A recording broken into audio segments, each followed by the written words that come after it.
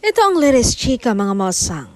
Kinakiligan na naman ng mga live audience at team bahay ang sweet moments ng Don Bell sa ASAP. 5 years na nga sila pero parang high school kung kiligin sa isa't isa. Isn't it heartwarming for someone to wish for your wish to come true?